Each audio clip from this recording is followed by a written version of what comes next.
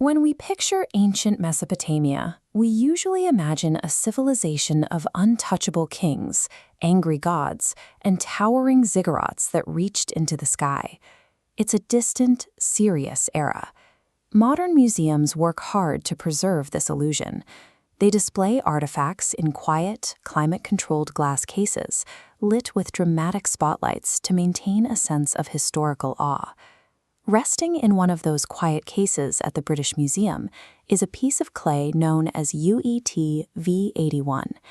It's a damaged tablet, barely 4.5 inches tall, and its existence disrupts that majestic framing. The cuneiform details a man named Ea-nāṣir demanding his money back. He spent long hours pressing a complaint into wet clay because he was fed up with his supplier's contempt.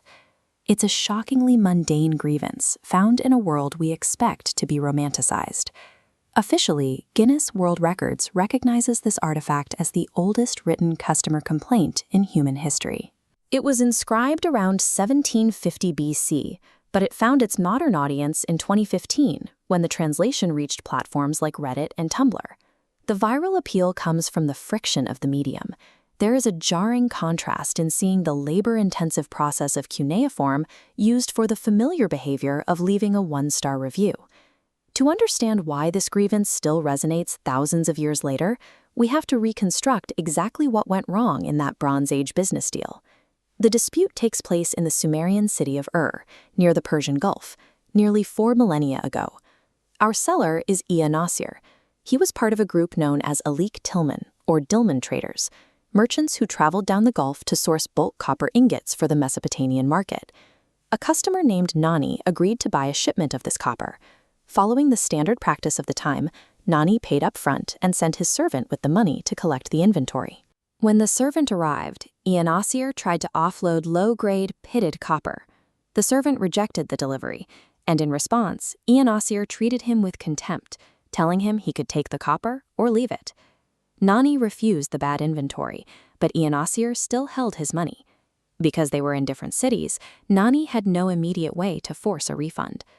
Ea-nāṣir's predicament mirrors the experience of a modern consumer scammed by an unreachable vendor, powerless, angry, and left with no recourse but to complain.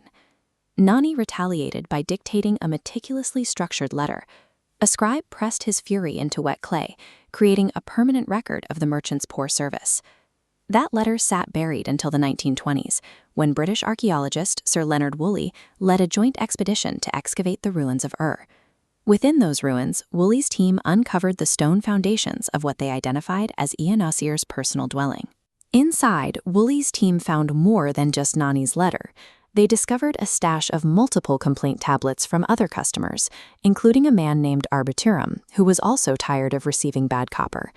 The archaeological record reveals that Ea-nāṣir was a serial scammer. He spent his career collecting and hoarding a physical library of his own bad reviews. Scholars like Adolf Leo Oppenheim and W.F. Leemans translated these texts in the mid-20th century, decades before the internet existed to turn them into a meme. When these translations reached the web in 2015, they bypassed academic circles and resonated with the frustrations of everyday consumers. Ea-nāṣir's frustration bridges the 3,700-year gap. We recognize his specific anger because it is the same feeling we have today when a delivery arrives damaged or a contract is ignored. This chart maps communication technology, moving into a steep vertical as we transition from pressing clay to beaming digital signals. But while technology skyrockets, human nature remains a steady horizontal. Our tools change, but our response to being cheated remains constant. Whether it takes days to bake a clay letter in the sun or seconds to type a review on a phone, the human demand for fairness in a transaction remains an unchanging feature of our condition.